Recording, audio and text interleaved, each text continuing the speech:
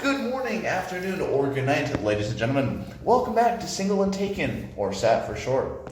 We are your hosts, McBruskar, single, and Yenney, taken. Today, we will be talking about how to get a girlfriend. Notice that this will only be about how to get one, not how to keep one. How to keep one is up to you, so don't blame us if something goes wrong. On that note, Brett, have you ever tried to get a girlfriend? Why, yes, Yenney, I have tried to get a girlfriend before. There have been some successes, mostly failures, to be honest. But I do think I have a little know-how on how to get a girlfriend. Based on my failures, they say learning from your mistakes. Alright, what would you say is like one of your top kind of points to getting a girlfriend? I definitely think one of the most important is be honest. You should be honest 100% of the time. You should let your girlfriend know. You should let the girl that you're courting know everything that she needs to know. You need to communicate. Okay, I understand where you get from there. You kind of want to talk to them. You want to tell them things about yourself. But I also slightly disagree because you don't want to be entirely honest. What? Not entirely honest? What do you mean by that? What I mean by this is like you don't want to go into the deep childhood trauma stuff like, oh, my dad used to beat me on the first date. You want to kind of soothe it in over time. So eventually you can be completely honest. But when you're first kind of getting to know them, just basic stuff. What's your favorite color? How many kids do you want to have? I get what you mean by that, and that is sort of what I was talking about. Of course, when I say you need to be honest, I don't mean reveal every detail about yourself as you were saying, because that should be reserved for later in the relationship. What I mean is that all the information you give to the girl is honest and relevant. For example, I've heard of some guys who will try to make their career sound better than it really is. Like they'll say they handle finances for $1 billion corporation, when in reality, they're just a cashier at McDonald's. That would be an example of dishonesty. Likewise, what would be an example of dishonesty if you have some major thing that could affect your relationship in your past? Like perhaps if you previously cheated on a partner, maybe that should be relevant. But overall, I agree with Yenney that you should not give all the details about your past at once, but you should be honest. Yeah, but like even then about the past relationship thing, you also kind of want to ease that, especially if you believe you're a changed person. If you don't think you've changed, like here are some of the habits of mine, that I might have. But even then, it's like later on into that kind of beginning, talking stage, right? You want to really get in on them, right? So exactly. So anyways, what other pieces of information have you gathered from kind of dating or trying to date around it? I also think it's very important that you date for the right reasons. Like for example, you shouldn't focus entirely on looks when you look for somebody to court. You should really try to find out everything you can about that individual, because you need to know if you'll be a right match, so you can have a good relationship, so you can be happy. And how have you found this going through? You're trying to get to know them. But what if they're just like a hall crush? You're passing by them and they're like, damn, that looks good. Well, of course, if you are dead set on getting that girl, then you should get to know her, talk to her, find out everything you can about her, and from then you can figure out if it really is just a hallway crush, if it is somebody that you just find to be attractive, or if it's somebody that you think you actually have a future with. And if so, you should definitely pursue that girl. Well, I mean, sometimes, for the example I use of a hallway crush, as you're passing them by, you have no reason to come up and talk to them. Right? And even in my time, I've seen cute girls while I've been single and, been like, damn, I want to go talk to her, but I've had no reason to. Just it's a lot harder than you think because you don't want to appear like a creep, yeah? Exactly. That's something I've worried about, appearing like a creep. But the thing is, when you think about it, how else are you going to meet girls? It's not like you can just meet a girl through your friends or whatever, through church or other means, but sometimes you don't know any other. Sometimes you don't have any other options. So maybe if you find a girl attractive, you can talk to her and just form a relationship. Yeah, it's just as someone who's had people come up and talk to me before, or someone who's tried to come up and talk to other people, it's really hard to get across as not creepy. You kind of need to make that situation for yourself, make that reason to go up and talk to them. Even if it's just a jokey kind of pickup line of hey girl, I don't really know, but there's all these ones online you see where it's just a joke, but somehow manages to work. Probably scripted, but see, like, it's just really important not to be that creep. And oh yeah, I agree with you, and I think a major facet is that you need to be confident. You don't even have to be that good looking so long as you're extremely confident and because if you're not confident and you're self-conscious, then you'll come off as creepier. You'll come off as somebody who doesn't have a lot of friends, somebody who doesn't really know how to talk to girls, and so you'll probably fail if you do try to talk to a certain hallway crush. Well, I found also, it's like, you say that you don't even have to be like relatively attractive. I think that's majorly incorrect. Even when it's like, I get it, you've seen people who are like, wow, that guy is nothing compared to the girl he's with. He's like really confident though, he has a great personality, things like that. But still, even then, it's like, if you're not the best version of what you see of yourself, like you can envision yourself having more muscles or, having less, fat on your stomach or other things like that, just, you still want to be somewhat attractive or else you're not really going to be able to get a girlfriend.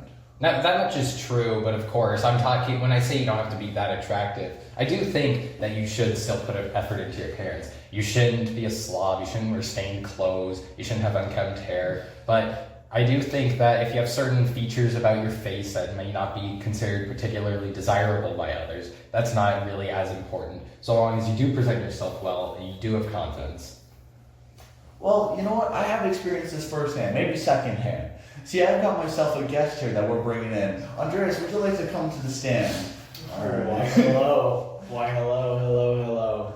Thank you for joining us today. I'm very aware that you've had a lot of experience with girlfriends. How many would you say you've had in the past? About 16. About 16, maybe even 17. I fear he's lost count a couple of times.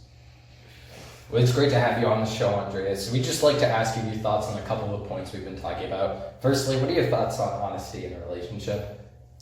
Well, honestly, if you're going to be honest in a relationship, don't go all out immediately. At least wait a little bit before you give them everything or a massive rundown. Obviously, be honest about like what you're doing, where you're going, who you're seeing. Be honest about that early on in the relationship because that builds trust. And then eventually later on, you can give them like a deeper dive.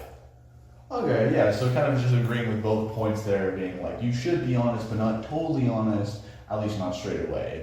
It's a bunch of ifs, on whens, on buts, Exactly. I'd say it's more a matter of what is relevant. Certain things are irrelevant at the start of a relationship, but they become relevant later on, and those are the stuff and how you have to be honest about. Yeah, and even then there's some picky cases of like, it is technically relevant, but not too relevant for it to be brought up yet. But anyways, on to our next point here. What do you think of like just trying to approach women? How should it be like, to not come across as creepy? Okay, so in my past, what I've experienced that I found works most of the time is based off of their psychology. And I'm not kidding when I say, if you walk by someone that you think is cute, compliment their clothing, hair, makeup, even shoes if you like. That will keep them thinking about that singular comment that they've gotten, and they will notice you in the hallway more, and you will notice that you see them a lot more than you actually think you do. See, that feels like some sort of type of psychological, manipulation, yeah. That does somewhat sound like manipulation. And it sounds pretty creepy in and of itself. Like, how do you... It's less manipulation and more just psychological play, and if you find it creepy, I'm going to be honest, then you probably haven't used it. Because, let's be honest, a guy, as yourself, if you were to get a compliment just by anyone and like say, oh, they'd be lying. Imagine if someone were to say that you have nice style and they were being genuine about it. They're lying. Would you not be thinking about that for the rest of the day? I'd be thinking about why they lied to me. Alex, please let the man speak. I was letting him speak, he's just lying. But anyways, continue on with your point.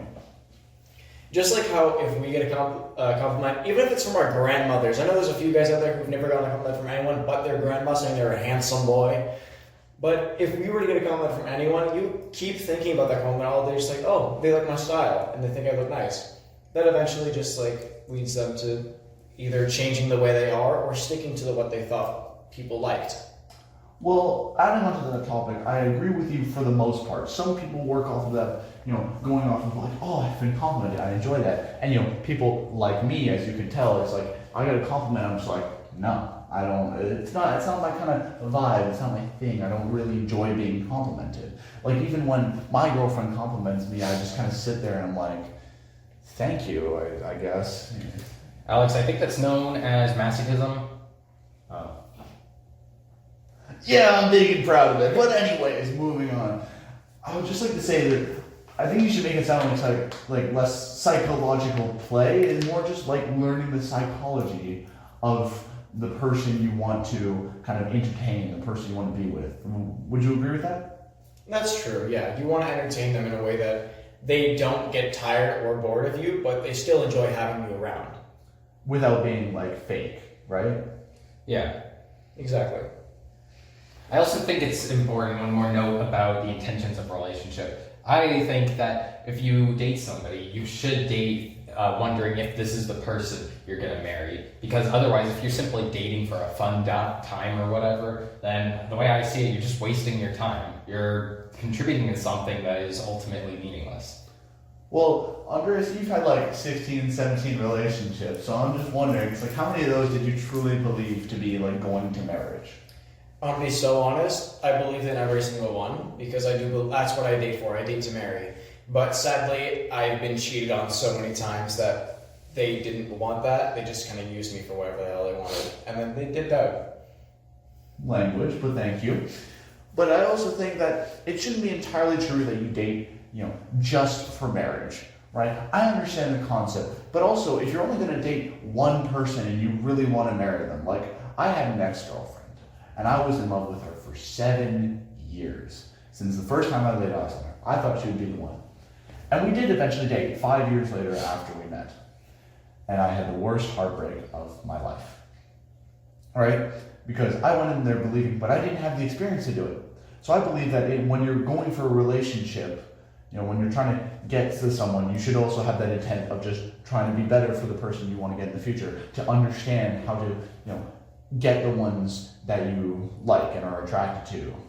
I do think that you should go into a relationship knowing that it might end. Because like I said, the point of dating is to find the right person you want to marry.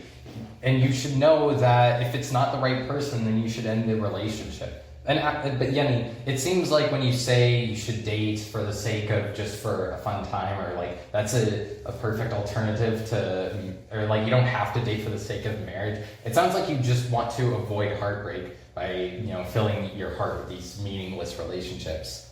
I feel like we've kind of gotten off topic here, and you kind of just broke my heart a little bit. But anyways, what I was trying to say is that you should have the experience of trying to, I don't want to say pick up women because that feels like it objectifies them too much, and they're the center core of all of our communities and everything.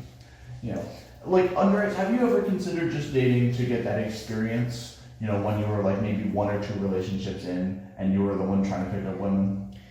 Honestly, I do want to get the experience, but I don't just date them and then leave them because I got the experience. I'll date them, gain the experience, and continue to gain more experience while I'm with that person. And if they decide to leave, they can feel free. You can't go into a relationship expecting the best. Obviously, you can go in expecting marriage or wanting that, but you can't think that that's what's going to happen.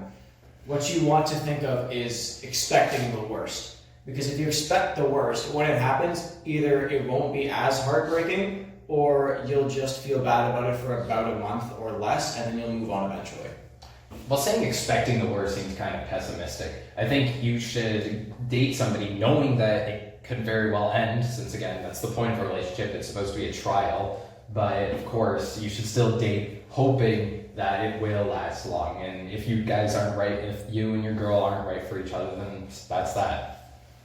Yeah, no, I get how that is. But either way, off topic. I want to bring us back around to something. What if I have eyes for someone and I really fell in love with their personality, but I don't want to go out in public with them because I don't think that relationship would be suitable. Like, what would that what's your opinion on that? If you're dating someone, but you don't want to be seen in public with them, then you shouldn't be dating them because that means you're purely using them just for your own personal gain in a way that helps you gain something and them just gain absolutely nothing. Like I've seen relationships where someone can be really good looking and the other person can just look like a mess, and they will be walking 5 feet away from each other and will not look at each other in public. And then the second they get to a dark corner, they're all over each other because they're together. Okay, I see. It definitely seems like a relationship that wouldn't last during marriage, because why would you want to spend the rest of your life with somebody that you can't even spend time in public with? Yeah, no, I honestly do get all of this, but since you're around, 16, 17 now, and I've had 16 to 17 girlfriends, that's 1 a year since you were born. And I'm just thinking to myself, is it like ever a time where it'd be too early to date someone, especially for when you're looking to marry them? Okay, well, there is obviously a time where it is too early. I would say, in terms of like grades, before grade 7, if you date, that's not exactly dating. That's more or less just kind of an experience. I would assume you don't really count that because you don't have any kind of intellect as to what you're getting into. Is that so? Well, Brett Lataro, do you have something you want to mention about where you've gotten your experience from? So, my only girlfriend was in the 5th grade. Yeah, so I don't know. I'm trusting your advice so far. As someone who's like trying to get out to women, try to. Yeah, so I don't know. I'm trusting your advice so far. As someone who's like trying to get out to women, try to get into relationships, your advice has been pretty solid. I will give you that. Have you tried since? Well, I have tried. I have liked a couple girls. There have been a couple girls that liked me, but nothing ever seemed to work. I've thought about it for a while, but I just haven't found success at this point. Well, that's quite unfortunate. Maybe you got to pretty yourself up a little bit more. But I do agree with Andreas that you should be at least a moderate adolescent. Like 14 should probably be the absolute youngest to date. Like the start of high school, you're saying? Yeah, exactly. I would like to disagree. I would actually like to I feel like you should start dating in college. Even then, because when you're growing up, your brain doesn't fully develop until you're like 21. And especially it's a difference between like guys and girls. Like girls will mature and develop much faster. Unfortunately, most of it's because of the society we live in, but guys will stay like less mature for longer. And especially if you're changing throughout a relationships, like it can become problematic. So for me, I think also the reason why one of my first relationships failed is like I was totally in for it. I wanted to have her for the rest of my life, marry her, put a ring on it, and have a nice, happy life. But I think it was way too early because I was 14, 15 at the time. Alex, let me ask you something. Do you believe it's okay to have sexual intercourse while you're dating, or do you think you should wait until marriage? What? Okay. Well, we're trying to talk about how to get a girlfriend, not during it, all right? Whatever people choose to do within their relationships is completely fine, even if they screw before the first date, all right? See, I understand where you're coming from. It might sound a bit off topic, but of course, some of the differences in our opinion may come from the fact that we differ in our beliefs. I don't think you should have sex before marriage, and so I think that's fine if you... Well, actually, now that I think about it, maybe you shouldn't be 14. Maybe you should be a little older when you begin dating. But that being said, I do think that you can be high school age and maybe form a romantic relationship with a girl because you aren't having sex and you aren't doing anything to your body. Yeah, well, but still your body itself is changing as well. You're going through puberty or whatnot, but either way, it's just, for you, what you're mostly saying is you also need to know the intentions of the other person, right? Because if one person has the Catholic belief or the Christian belief, whatever religion you may be, I've never bothered to ask, but... I am Catholic, and we're in a Catholic school, so... You're talking about atheists. But anyways, as I was saying, well, kind of an atheist, it depends on my mood. But... So going off of this, it's if you know the other person's intentions and they're like, yeah, I don't have those same Christian beliefs as you do, it's you got to understand to not push it then. That's true, I agree. You really shouldn't date somebody who has a different belief system from you because, I'm a Catholic. I wouldn't want to marry somebody who I can't trust will raise our kids with the Catholic faith that I believe in. I wouldn't want to date a Muslim or an atheist, or even a Protestant, or somebody who's not Catholic. You'd rather have the same belief system. So Andreas, what is your thought on this if you don't have the same belief system? Well, if you don't have the same belief system, it's not going to work. Say if a Catholic decides to date a Muslim, most Muslims believe Adam and Eve did exist, but they were immediately Muslim, and that's what they were. But for us, we believe Adam and Eve were Christians or Catholics. First people walked the earth believed in God. But obviously you're going to have two very different sides, and it's going to be like a tug of war the entire relationship. Unless you can somehow make them convert, or they'll convert to you. And then another issue I find is like, what if you don't truly understand yourself fully yet? That's one thing I've had, especially like as I kept saying with the first relationship. I wasn't mature enough and I didn't understand like myself enough before going into it. Do you agree that you need to understand self before learning to understand others? Oh, well, I highly agree. Because if you can't understand yourself or understand what you're getting into or to understand who you are as a person yet, you will immediately fail the relationship. That might not even make it past a month. Well, but would it still work to get a relationship? You could still get a relationship, but I doubt you would be able to manage it at all.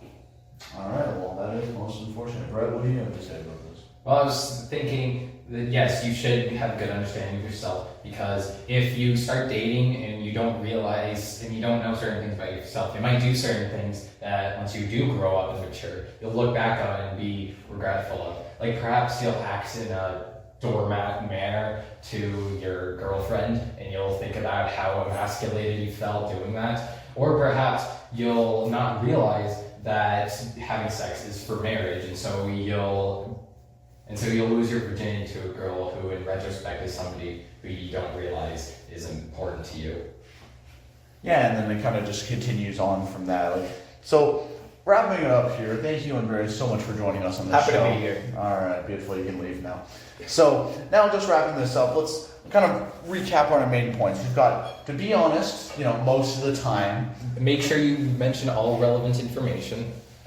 Don't just date for the sake of dating, but I believe in the sake for marriage or for experience. But make sure you're still attracted to that person. You're not embarrassed about them. Exactly. You need to date somebody who has a personality that fits with yours, who has a belief system that fits with yours, and is somebody that you do find attractive, like Yenney said. And you should also...